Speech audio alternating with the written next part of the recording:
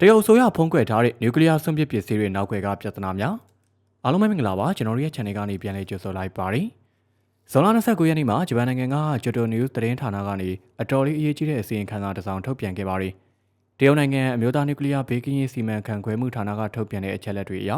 2011ခုနှစ်ကနေ2024ခုနှစ်အတွင်းတရုတ်နိုင်ငံမှာရှိတဲ့နျူကလ িয়ার တပ်ပေါင်းဖို့တွေကအရေးကြီးတဲ့ဆက်ပစ္စည်းချုပ်ရင်းမှုတွေနဲ့လူတွေအမှားယွင်းတွေကြောင့်စုစုပေါင်းအကြိမ်130အထိပုံမှန်မဟုတ်ပဲရပ်တန့်ခဲ့ရတယ်လို့သိရပါတယ်။အဲဒီကာလအတွင်းမှာပဲတရုတ်နျူကလ িয়ার ထိန်းချုပ်ရေးအာဏာပိုင်တွေရဲ့အစီရင်ခံစာတွေအရနျူကလ িয়ার ဓာတ်အားပေးစက်ရုံတွေနဲ့တခြားနျူကလ িয়ার စောင့်တွေမှာပုံမှန်မဟုတ်တဲ့ဖြစ်ရပ်ပေါင်း900ကျော်ရှိခဲ့တာကိုတွေ့ရပါတယ်။ဒါဟာဖုံးကွယ်ထားနိုင်ရရှိတဲ့နျူကလ িয়ার ညဉ့်ဉန်းမှုဖြစ်ရပ်ကြီးတွေမပါဝင်သေးတာပါ။နျူကလ িয়ার ဓာတ်အားပေးစက်ရုံတစ်ခုပုံမှန်မဟုတ်ပဲရပ်တန့်သွားတဲ့အခါဓာတ်ပေါင်းဖို့ရဲ့ဥတိုင်းထဲမှာရှိတဲ့အပူချိန်တွေကိုကောင်းကောင်းမဖယ်ရှားနိုင်တော့ပါဘူး။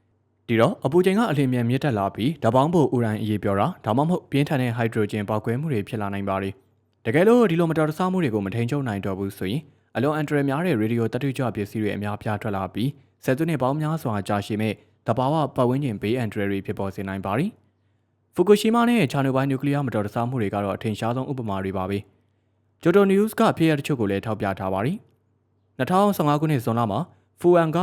နင်တာနျူကလ িয়ার ဓာတ်အားပေးစက်ရုံအမှတ်3မှာရှိတဲ့ထိန်းချုပ်စနစ်ချုပ်ရင်းမှုဖြစ်ခဲ့ပါတယ်။2019ခုနှစ်နိုဝင်ဘာလမှာလေလီအင်းကဟုံယန်ဟနျူကလ িয়ার ဓာတ်အားပေးစက်ရုံအမှတ်3မှာအလားတူပြဿနာကြောင့်ရပ်တန့်ခဲ့ရပါတယ်။ဒီလိုပုံမှန်မဟုတ်ဘဲနဲ့ရပ်တန့်ခဲ့တဲ့ဖြစ်ရပ်တွေထဲမှာပိုပြီးတော့ပြင်းထန်တဲ့ဖြစ်ရပ်6ခုလည်းပါဝင်နေပါတယ်။အထင်ရှားဆုံးဖြစ်ရပ်ကတော့2021ခုနှစ်ဇွန်လမှာဂွမ်တောင်ပြည်နယ်ကထိုင်ရှမ်းနျူကလ িয়ার ဓာတ်အားပေးစက်ရုံမှာဖြစ်ပွားခဲ့တာပါ။ဇွန်လ23ရက်နေ့မှာ CNN သတင်းဌာနကနေဖော်ပြချက်အရအဲဒီစက်ရုံရဲ့ဓာတ်ပေါင်းဖို့နှစ်ခုကိုဒီဇိုင်းဆွဲပေးခဲ့တဲ့ Framatome ကုမ္ပဏီကအဲ့ဒီမတိုင်ခင်တပတ်လောက်ကလေးကအမေရိကန်စွမ်းအင်ဝန်ကြီးဌာနကိုဆက်သွယ်ပြီးထိုင်ရှမ်းစက်ရုံမှာရေဒီယိုတတုကြမှုအန်ဒရယ်ရှိနေနိုင်ကြောင်းသတိပေးခဲ့တယ်လို့ဆိုပါတယ်။တရုတ်အာဏာပိုင်တွေကစက်ရုံကိုမပိတ်ချင်တာကြောင့်ပြင်ပကရေဒီယိုတတုကြမှုအဆင့်သတ်မှတ်ချက်ကိုတိုးမြင့်သတ်မှတ်လိုက်တယ်လို့လည်းသိရပါတယ်။ Framatome ရဲ့မိခင်ကုမ္ပဏီဖြစ်တဲ့ Electricity de France ကလည်းထိုင်ရှမ်းစက်ရုံမှာဓာတ်ငွေပါဝင်မှုနှုန်းမြင့်တက်လာတာကိုအတည်ပြုခဲ့ပြီးလောင်စာအကြောင်းတွေမှာပြဿနာရှိနိုင်တယ်လို့တန်တရားရှိခဲ့ပါတယ်။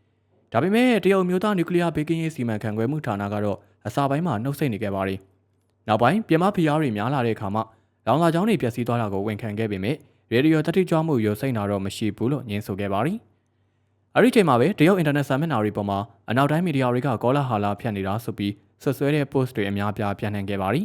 ။ဒီထိုင်ရှမ်းဆိုင်ဝင်ရဲ့ share 30%ကို Electricity de France ကပိုင်ဆိုင်ပြီးကျန်တဲ့ share အများစုကတော့တရုတ်အစိုးရပိုင်လုပ်ငန်းတစ်ခုဖြစ်တဲ့ China General Nuclear Power Group ကပိုင်ဆိုင်တာပါ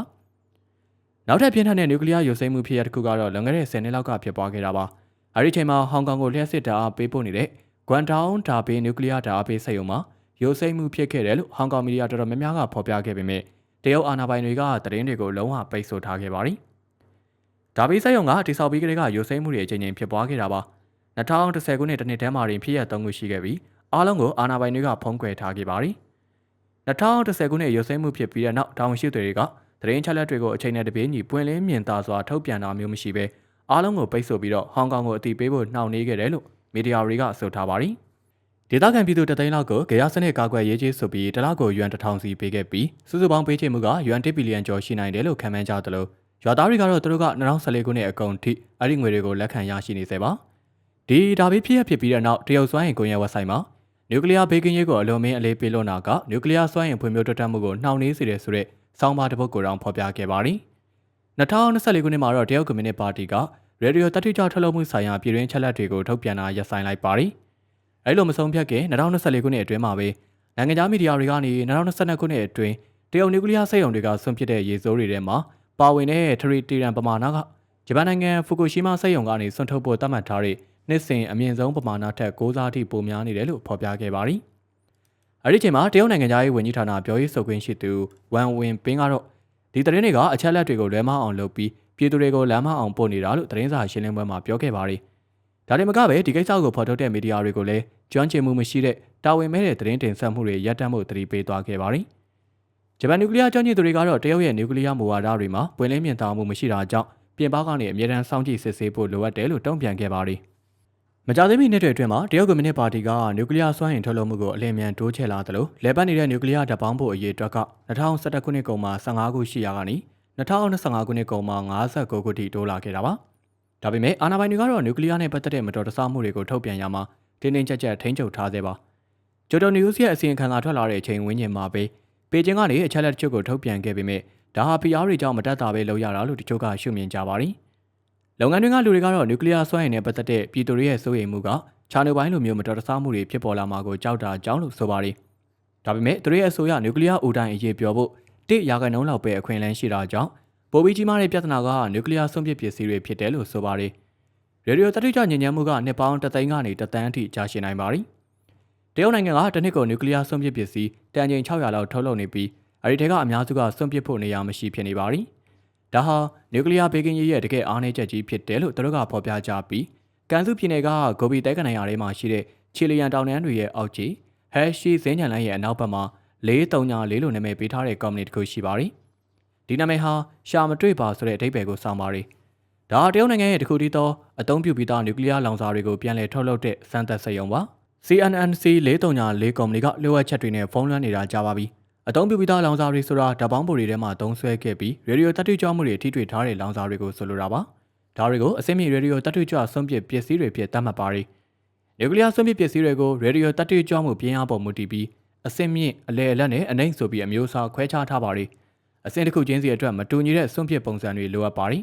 ။လက်ရှိမှာတော့တရုတ်နိုင်ငံရဲ့နျူကလ িয়ার စွန့်ပစ်ပစ္စည်းစီမံခန့်ခွဲမှုအခြေအနေကအလွန်ကိုဆိုးရွားနေပါတယ်။ခိုင်မာတဲ့ရေဒီယိုတတိကျစွန့်ပစ်ပစ္စည်းတွေအတွက်ယာယီတော်လောင်ရုံတွေဟာသူတို့ရဲ့တက်တန်းကိုကျော်လွန်နေပြီဖြစ်တယ်လို့တော်လောင်နိုင်စွမ်းကလည်းပြည့်လို့နေပါဖြစ်နေပါပြီ။အနှိမ့်နဲ့အလဲအလတ်အဆင့်စွန့်ပစ်ပစ္စည်းတွေအတွက်နေရာတွေကိုလည်းနှစ်ပေါင်းများစွာကြာအောင်မဖြေရှင်းနိုင်သေးပါဘူး။အဆင့်မြင့်စွန့်ပစ်ပစ္စည်းတွေအတွက်နေရာတွေကတော့တိစောက်ဖို့တောင်အဝေးကြီးလိုအပ်နေပါသေးတယ်။နျူကလ িয়ার စွန့်ပစ်ပစ္စည်းတွေကသွားစရာနေရာမရှိဖြစ်နေတာပါ။တရုတ်နိုင်ငံကကမ္ဘာပေါ်မှာနျူကလ িয়ার ဓာတ်ပေါင်းပိုအများဆုံးတိစောက်နေပေမဲ့စွန့်ပစ်ပစ္စည်းစီမံခန့်ခွဲတဲ့အခြေခံအဆောက်အုံပိုင်းမှာတော့အများကြီးနောက်ကျကျန်နေပါပြီ။တရုတ်ကွန်မြူနစ်ပါတီကမူလကအနှိမ့်နဲ့အလဲလက်အဆင့်စွန့်ပစ်ပစ္စည်းတွေအတွက်ဒေတာအလိုက်နေရာ9ခုသတ်မှတ်ဖို့စီစဉ်ခဲ့ပေမဲ့အခုချိန်ထိ3ခုပဲပြီးစီးပါသေးတယ်။အဲ့ဒါတွေကတော့ Grand Town ဒါဘေးကပိုင်လုံစွန့်ပစ်စကန်ကန်စုက CNNC 434စက်ရုံမှာရှိတဲ့အနောက်မြောက်ပိုင်းစကန်နဲ့စီချုံကဖေးဖုန်းစွန့်ပစ်စကန်တို့ဖြစ်ပါတယ်။စီချုံကအနောက်တောင်ပိုင်းစွန့်ပစ်စကန်ကဆယ်စုနှစ်ပေါင်းများစွာအသုံးပြုခဲ့တဲ့စစ်ဘက်ဆိုင်ရာစက်မှုအခြေစိုက်စကန်တစ်ခုပေါ်မှာတည်ဆောက်ထားတာပါ။ CNNC 434စက်ရုံလိုပဲသူ့ရဲ့တီနီယာကိုအလွန်လျှို့ဝှက်ထားတာကြောင့်အဲ့ဒီချိန်ကပြည်သူတွေရဲ့ကန့်ကွက်မှုကိုရှောင်လွှဲနိုင်ခဲ့ပါတယ်။ဒါပေမဲ့စီချုံပြည်နယ်ကတော့သူ့ပြည်နယ်တွေကထွက်တဲ့နျူကလ িয়ার စွန့်ပစ်ပစ္စည်းတွေကိုပဲလက်ခံဖို့သဘောတူခဲ့တယ်လို့သိရပါတယ်။လက်ရှိမှာတော့အနှိမ့်နဲ့အလဲလက်အဆင့်နျူကလ িয়ার စွန့်ပစ်ပစ္စည်းတွေကိုတကယ်လက်ခံနေတာကဂွမ်တောင်ကပိုင်လုံနဲ့အနောက်တောင်ပိုင်းစွန့်ပစ်စကန်တွေပဲရှိပါတယ်။အဲဒီစကန်တစ်ခုလုံးကလည်းသူတို့ပြည်နယ်တွေကထွက်တဲ့စွန့်ပစ်ပစ္စည်းတွေကိုပဲလက်ခံတာလို့ဆိုပါတယ်။ဒါဆိုရင်ကျဲကျန့်ကျန်းစုဖူကျန့်ဟိုင်နန်ကွမ်ရှီနဲ့လျောင်နှင်းပြည်နယ်တွေမှာလည်ပတ်နေတဲ့နျူကလ িয়ার ဓာတ်အားပေးစက်ရုံတွေကထွက်တဲ့စွန့်ပစ်ပစ္စည်းတွေကဘယ်ကိုရောက်သွားလဲ။ရရှိထားတဲ့ချက်လက်တွေရတချို့နျူကလ িয়ার ဓာတ်အားပေးစက်ရုံတွေကလဲပတ်တာမကြသေးတာကြောင့်သူတို့ရဲ့စက်ရုံဝင်းအတွင်းမှာပဲရှိတဲ့တိုးလောင်ရုံတွေမှာပဲထိန်းထားနိုင်ပါသေးတယ်။ဒါပေမဲ့နှစ်ပေါင်း30ကျော်လဲပတ်ခဲ့တဲ့ချင်းရှန်နျူကလ িয়ার ဓာတ်အားပေးစက်ရုံမှာတော့တိုးလောင်နိုင်စွမ်းကအတော်လေးအကျက်တဲဆိုင်နေပါပြီ။2015ခုနှစ်လောက်ကတည်းကဒီစက်ရုံရဲ့အနေအစားနဲ့အလဲလက်အဆင့်အဆိုင်ခဲစွန့်ပစ်ပစ္စည်းတိုးလောင်ရုံကပြေးရှံနေပြီလို့သတင်းတွေကဆိုပါတယ်။ဒါပေမဲ့အရှေ့တရုတ်ဒေသမှာတိစောက်ဖို့စီစဉ်ထားတဲ့စွန့်ပစ်ပစ္စည်းမြုပ်နှံမဲ့နေရာကတော့အခုထိအတိမပြုတ်နိုင်သေးပါဘူး။အဲဒီစားချင်းရှန်စက်ရုံမှာစွန့်ပစ်လောင်စာတွေကိုခိတ္တတိုးလောင်ထားနိုင်ဖို့အခြေခံတိုးလောင်ရုံတွေစောက်ပြီးအချိန်ဆွဲထားရတယ်လို့သိရပါတယ်။အနေစားနဲ့အလဲလက်ဆင့်စွန့်ပစ်ပစ္စည်းတွေနဲ့ရှင်ရင်ရေဒီယိုတတိကျမှုမြင့်မားတဲ့စွန့်ပစ်ပစ္စည်းတွေကနှစ်ပေါင်း1သန်းအထိအန်တရယ်ရှိနိုင်တာပါ။စွန့်ပစ်လောင်စာတွေကိုအဖူရှင်ရော်သွားအောင်နျူကလ িয়ার စက်ရုံတွေကရေကန်တွေထဲမှာ10နှစ်ကနေအနည်း20အထိအရင်သိမ်းထားရပါတယ်။အဲဒီနောက်မှပြန်လည်ပြုပြင်တဲ့စက်ရုံတွေကိုပို့ဆောင်ပြီးခဲအောင်လုပ်ရင်းမြေအောက်ထဲမှာနောက်ဆုံးအဆင့်မြုပ်နှံရတာမျိုးပါ။တရုတ်နိုင်ငံရဲ့အစောဆုံးနျူကလ িয়ার စက်ရုံအများစုက1990ပြည့်လွန်နှစ်တွေမှာစတင်ခဲ့တာဖြစ်ပြီးအဆင့်မြင့်စွန့်ပစ်ပစ္စည်းအများစုကိုစက်ရုံတွေကရေကန်တွေထဲမှာပဲတင်ထားပါသေးတယ်။တီအိုရီအရတော့အခုချိန်မှာမြုပ်နှံမှုနေရအရေးတကြီးမလို့သေးဘူးလို့ထင်ရပေမဲ့လက်တွေမှာတော့စက်ရုံတော်တော်များများကရေကန်တွေကပြည့်လို့နေပါဖြစ်နေပါပြီ။ဒါဘေးစက်ရုံမှာဆိုရင်စွန့်ပစ်လောင်စာတွေတိမ့်တဲ့ရေကန်ကပြည့်နေပါပြီ။2013ခုနှစ်ဇွန်လကတည်းကဒါဘေးကစွန့်ပစ်ပစ္စည်းတွေကိုလင်ကိုနျူကလ িয়ার စက်ရုံစီကိုပြောင်းရွှေ့ပြီးတော့ကင်တွယ်ခဲ့ရပါတယ်။နောက်ထပ်တက်တန်းရဲ့နျူကလ িয়ার အခြေစိုက်စကန်ကြီးတစ်ခုဖြစ်တဲ့ TNN စက်ရုံကလည်းအလားတူစိန်ခေါ်မှုတွေနဲ့ရင်ဆိုင်နေရတာပါ။ဒီစွန့်ပစ်ပစ္စည်းပြန်လည်ပြုပြင်တဲ့စက်ရုံတွေနဲ့မြုပ်နှံမဲ့နေရာတွေတိစောက်ဖို့ကတရုတ်ရဲ့နျူကလ িয়ার လုပ်ငန်းမှာအခက်အခဲဆုံးပြဿနာတစ်ခုဖြစ်နေပါတယ်။ဒါရင်ပဲလို့ဆိုတော့မဟုတ်သေးပါဘူး။နောက်ထပ်စိုးရိမ်စရာတွေရှိနေပါသေးတယ်။2023အောက်တိုဘာလမှာဂျပန်နိုင်ငံရဲ့ဖူကူရှီမာစက်ရုံကနျူကလ িয়ার စွန့်ပစ်ရေးတွေကိုပင်လယ်ထဲစွန့်ထုတ်ဖို့လုပ်ခဲ့ပါတယ်။တရုတ်ဆိုရမီဒီယာတွေကပြင်းပြင်းထန်ထန်ဝေဖန်ခဲ့တယ်လို့ပြည်သူတွေကြားမှာလည်းစိုးရိမ်မှုတွေမြင့်တက်ခဲ့ကြပါတယ်။ဒိုင်ကာကောင်တာလို့ခေါ်တဲ့ဓာတ်ရောင်ကြီးတိုင်းဆက်တွေရောင်းအားကချက်ချင်းဆိုသလို200%ကျော်တက်သွားခဲ့ပါတယ်။ ဒီဆက်တွေကိုဝယ်ပြီးတဲ့နောက်လူတွေကဂျပန်ကသွင်းတဲ့အစားအသောက်အလှအကုန်နဲ့တခြားပစ္စည်းတွေကိုအကုန်လိုက်တိုင်းကြပါတော့တယ်။ CCTV သတင်းတောက်တယောက်တောင်ဖူကူရှီမာထိကိုသွားပြီးဓာတ်ရောင်ကြီးပမာဏကိုတိုင်းခဲ့ပါသေးတယ်။ရလကတော့ဖူကူရှီမာကဆွန့်ထုတ်ရည်တွေကဘေးကင်းတဲ့အတိုင်းအတာအတွင်းမှာပဲရှိနေတာပါ။အပြည်ပြည်ဆိုင်ရာအမှုမြူစွမ်းရည်အေဂျင်စီကလည်းဒါဟာဘေးကင်းတယ်လို့အချက်လက်တွေထုတ်ပြန်ခဲ့ပါသည်။ဂျပန်ပစ္စည်းတွေကိုတိုင်းထားတဲ့တရုတ်ပြည်သူတွေကလည်းပုံမှန်ပဲဆိုတာတွေ့ခဲ့ရလို့စိုးရိမ်စိတ်လျော့သွားခဲ့ပါသည်။ဒါပေမဲ့ဝယ်ထားတဲ့ဆက်တွေကိုနှမျောတာနဲ့တခြားနေရာတွေကိုလိုက်တိုင်းချိတဲ့အခါမှာတော့မမျော်လင့်ထားတာတွေတွေ့လာခဲ့ရပါသည်။တရုတ်ပြည်မှာကြီးကအသုံးပြုသူတော်တော်များများကသူတို့ရဲ့အိမ်ထဲကဓာတ်ရောင်ကြီးတိုင်းတာမှုတွေကဖူကူရှီမာကထက်ပိုမြင့်နေတာကိုတွေ့လာရတာပါ။အိမ်ကကြွေပြားတွေဆောက်လုပ်ရေးပစ္စည်းတွေနဲ့ကျန်းပြင်တွေမှာတော့ဓာတ်ရောင်ကြီးပမာဏမြင့်တက်နေတာပါ။အွန်လိုင်းမှာဒီအကြောင်းတွေပြန့်နှံ့သွားပြီးဂျပန်ကညဉ့်ညမ်းရေမှာ3.2လောက်ပဲရှိပြီးတိုကျိုမှာ3.19လောက်ပဲရှိချိန်မှာသူတို့ရဲ့အိမ်တွေထဲမှာ3.3ကျော်ထိရှိနေတာကဂျပန်ထက်10ဆကျော်များနေတာကိုတွေ့လာရပါတယ်။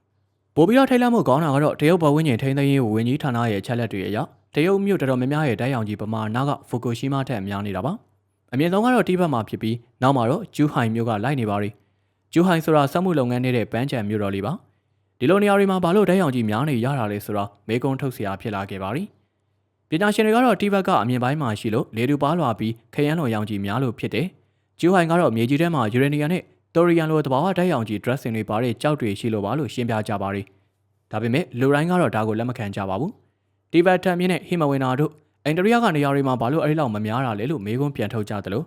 အဲ့ဒီအချိန်မှာပဲလွန်ခဲ့တဲ့နှစ်ပေါင်း40ကသတင်းဟောင်းနှစ်ခုပြန်ထွက်လာခဲ့ပါရီ။1984ဖေဖော်ဝါရီလ10ရက်နေ့မှာနယူးယောက်ထိုင်းကဂျာမနီကုမ္ပဏီတစ်ခုနဲ့တရုတ်ဆိုရကြားနျူကလ িয়ার ဆွန့်ပစ်ပစ္စည်းတိုးလောင်းမှုသဘောတူညီချက်ရခဲ့တယ်လို့သတင်းဖော်ပြခဲ့ပါရီ။အဲဒီတော့က Nuclear Energy လို့ခေါ်တဲ့ကုမ္ပဏီကတရုတ်ရဲ့ဝေးလံခေါင်တရဲ့ဒေတာတွေမှာစွန့်ပစ်ပစ္စည်းမြှုပ်နှံမှုအတွက်တရုတ်ဆိုရကိုဒေါ်လာ9.45 ဘီလီယံပေးမယ်လို့ဆိုပါရီ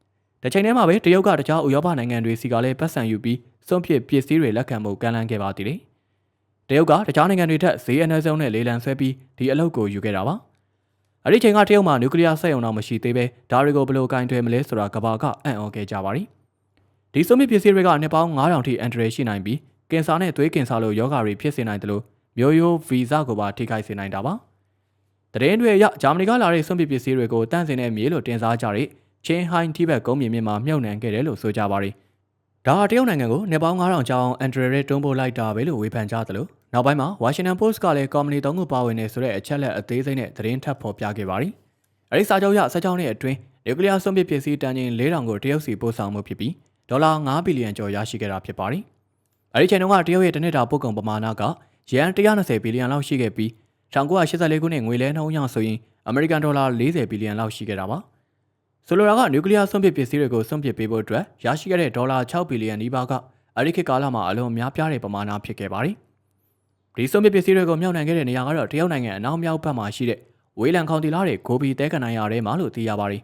။ဒီကြတဲ့ဒီနေရာကိုတော့ရှင်းရှင်းလင်းလင်းမဖော်ပြထားပဲတဲကနိုင်ရာထဲမှာဆိုတာလောက်ပဲရေဘူးရပြောခဲ့တာပါ။အစောပိုင်းသတင်းတွေအရတရုတ်နိုင်ငံရဲ့ပထမဆုံးတရားဝင်စွန့်ပစ်ပစ္စည်းတိုးလောင်ရုံဖြစ်တဲ့ဒါဘေးအနီးကဘုံတိုးလောင်ရုံက2000ပြည့်နှစ်ကျောင်းမှာသာ PCB စတင်လက်ပတ်နိုင်ခဲ့တာဖြစ်ပါသည်။ဒါကြောင့်တရုတ်နိုင်ငံကနိုင်ငံခြားကစွန့်ပစ်ပစ္စည်းတွေကိုလက်ခံခဲ့တယ်လို့ယူဆရတဲ့အချိန်မှာနိုင်ငံတကာအသိအမှတ်ပြုရေရှည်နျူကလ িয়ার စွန့်ပစ်ပစ္စည်းတိုးလောင်ရုံမျိုးသူတို့စီမှာမရှိသေးတာသိတာနေပါသည်။1988ခုနှစ်မှာတော့ဂျိုလီလို့ခေါ်တဲ့ပြည်ထောင်မျိုးသမီးတစ်ယောက်ကတိဘက်ကိုတွားရောက်ခဲ့ပါသည်။သူမကအရင်က BBC မှာသတင်းတောက်နဲ့ထုတ်လုပ်သူဖြစ်လောက်ကန်ခဲ့ဘူးသူပါ။နျူကလ িয়ার စွန့်ပစ်ပစ္စည်းတွေနဲ့ပတ်သက်တဲ့ကောလာဟလတွေကိုကြားပြီးနောက်မှာသူမကိုယ်တိုင်စုံစမ်းမှုတွားခဲ့တာဖြစ်ပါသည်။သူမကအရင်ဆုံးတိဘက်ကုန်းမြင့်ရဲ့အရှေ့မြောက်ဘက်မှာရှိတဲ့ကျေပြောလာတဲ့မြက်ခင်းပြင်တွေနဲ့ဒေါတောင်ထူထပ်တဲ့ M2 ဒေသကိုရောက်သွားခဲ့ပါသည်။အဲဒီမှာဒေသခံတွေကိုတွေးဆုံမေးမြန်းခဲ့ပြီးဒေသခံတချို့ကအရင်တော့ကတေးနှံတွေကောင်းကောင်းထွက်ပြီးတရိတ်ဆန်တွေလည်းကြားမှာခဲ့ပေမဲ့မကြသေးမီနှစ်တွေအတွင်းမှာတရိတ်ဆန်တွေအဆုလိုက်ပြောင်းလိုက်တေးဆုံးတာတွေများလာခဲ့တယ်လို့မွေးလာတဲ့အကောင်လေးတွေကလည်းအသေးမွေးတာဒါမှမဟုတ်ပုံစံမမှန်မဲမွေးလာတာတွေရှိနေတယ်လို့ပြောပြကြပါသည်။နောက်ပိုင်းမှာသူမကမြေပုံပေါ်မှာတော့မပါတဲ့ M2 မြောက်ဘက်ကလုံနေအခြေချရာနေရာတစ်ခုကိုရောက်သွားခဲ့ပါသည်။အဲဒီမှာဒေသခံတိဘက်မိသားစုတစ်ခုနဲ့အတူနေထိုင်ခဲ့ပါသည်။အဲဒီလူမှုအတိုင်းဝိုင်းမှာလူဦးရေ100ကျော်ရှိပေမဲ့နေ့အနေငယ်အတွင်းမှာတင်လူ30နီးပါးကအကြောင်းရင်းမရေမရာပဲတည်ဆုံခဲ့ကြပါသည်။ကိုဝင်ပြကြတာနဲ့ကလေးအသေးမွေးတာတွေကလည်းအတော်လေးများခဲ့တယ်လို့သိရပြီးသူ့ကိုအခန့်ကျွေးမွေးတဲ့အင်ရှင်မျိုးသမီးဆာရန်တိုမာဟာအဲ့ဒီအချိန်မှာအသက်30ရှိနေပါပြီ။သူမကကလေး3ယောက်မွေးခဲ့ပေမဲ့အားလုံးကအသေးမွေးခဲ့တာပါလို့ဂျိုလီကိုတိုးတိုးတိတ်တိတ်ပြောပြခဲ့ပါသည်။ဒါဟာသူမရဲ့အမားကြောင့်လို့ပဲသူမကထင်နေပြီးအမြဲတမ်းဝမ်းနဲ့ပူဆွေးနေခဲ့တာပါ။ဂျိုလီကိုစိတ်နှောက်ယှက်ဖြစ်စေသောအချက်ကတော့အနီးနားကကန်တွေထဲမှာငါးတွေအဆုလိုက်ပြုံလိုက်သေဆုံးနေတာပါပဲ။ ဒေသခံတွေကငါးမစားတဲ့အတွက်ဒါကိုတိတ်ခယူးမဆိုင်ကြမိမယ်သူမကတော့ဒီကန်တွေဟာမြေအောက်ရေတွေနဲ့ဆက်ဆက်နေတယ်ဆိုတာကိုနားလည်ထားပါရီမြေအောက်ရေညဉ့်ညမ်းမှုတွေရှိနေနိုင်ပြီးဒါနျူကလ িয়ার ညဉ့်ညမ်းမှုပုံစံမျိုးဖြစ်နေတယ်လို့သူမကတန်တရားရှိနေတာပါဒါပေမဲ့ဂျူလီယာပတ်ဝန်းကျင်ဆိုင်ရာသိပ္ပံပညာရှင်တယောက်မဟုတ်တယ်လို့အဲဒီချိန်မှာဂိုင်းကကောင်တာလိုမျိုးတဲဆောင်ရလွယ်တဲ့ရေဒီယိုတတ်တွေ့ကြောင်းမှုတိုင်းတာတဲ့ကရိယာတွေလည်းမရှိသေးပါဘူးပြီးတော့ဒီဘက်ထဲကိုအထူးပြုကရိယာတွေယူသွားဖို့ဆိုတာကလေလုံခြုံရေးစစ်ဆေးမှုတွေကိုဖျက်ချော်နိုင်မှာမဟုတ်လို့မဖြစ်နိုင်ခဲ့ပါဘူးရလက်နေတဲ့သူမဟာဒီညဉ့်ညမ်းမှုရဲ့တိကျတဲ့အရင်းမြစ်ကိုဖော်ထုတ်နိုင်ခြင်းတော့မရှိခဲ့ပါဘူးဒီဖြစ်ပျက်တွေကြောင့်အကြီးကျယ်တော်လှန်သွားတဲ့ဂျူလီဟာ UK ကိုပြန်ရောက်တဲ့အခါတိဘက်ရေခဲကလာကားရဲ့နောက်ွယ်ဆိုတဲ့စာအုပ်ကိုရေးသားခဲ့ပါသည်ဒီစာအုပ်ထွက်လာခဲ့ပေမဲ့ခိုင်လုံတဲ့အချက်လက်တွေအကန့်အသတ်နဲ့ပဲပါဝင်ခဲ့တယ်လို့ပညာရှင်အများစုကိုလည်းယုံကြည်အောင်တော့မစွမ်းဆောင်နိုင်ခဲ့ပါဘူးတရုတ်ဆိုရရဲ့နိုင်ငံတကာမီဒီယာတွေပေါ်ဖိအားပေးမှုတွေနဲ့ဩဇာလွှမ်းမိုးမှုတွေကြောင့်လေဒီကိစ္စကလူစိတ်ဝင်စားမှုသိမ်းမရခဲ့ပါဘူးလေလာသူချို့ကတော့ဂျပန်ရဲ့နျူကလ িয়ার အငင်းပွားမှုတွေဖြစ်ပြီးနောက်မှာရလကဂျပန်ရဲ့ဂုဏ်သိက္ခာကိုမျှော်လင့်တယ်လို့ထိခိုက်မသွားပဲတရုတ်နိုင်ငံရဲ့အတွင်းပိုင်းကပိုပြီးနက်ရှိုင်းနဲ့စိုးရိမ်စရာကိစ္စတွေကိုမထင်မှတ်ပဲဖော်ထုတ်ပြသလိုက်တယ်လို့ဖြစ်သွားတယ်လို့ဆိုနေကြပါသည်အခုတော့ဒီဘက်ဒေသပြင်ဂျူဟိုင်းဒေသမှာလေရေဒီယိုတတ်တိကျွမ်းမှုမြင်မာနေတာတွေတွေ့ရပြီးဒါဟာ2021ခုနှစ်ကတိုင်ရှမ်းဖြစ်ပျက်တဲ့ဆက်ဆက်မှုရှိနိုင်တယ်လို့လည်းဖော်ပြနေကြပါသည်ဒီတော့တင်တို့ရောတရုတ်ဆိုရရဲ့နျူကလ িয়ার စက်ရုံတွေနောက်ွယ်ကဒီဖြည့်ရှင်းရခဲ့တဲ့ပြဿနာပေါ်ဘယ်လိုများထင်မြင်ယူဆမိလဲဆိုတာcomment မှာပြောပြပေးသွားခဲ့ကြပါဦးအစောင်းนี้ကြည့်ရှုပေးခဲ့ကြတဲ့အတွက်အားလုံးကိုကျေးဇူးတူပဲတင်ရှိပါရခင်ဗျာ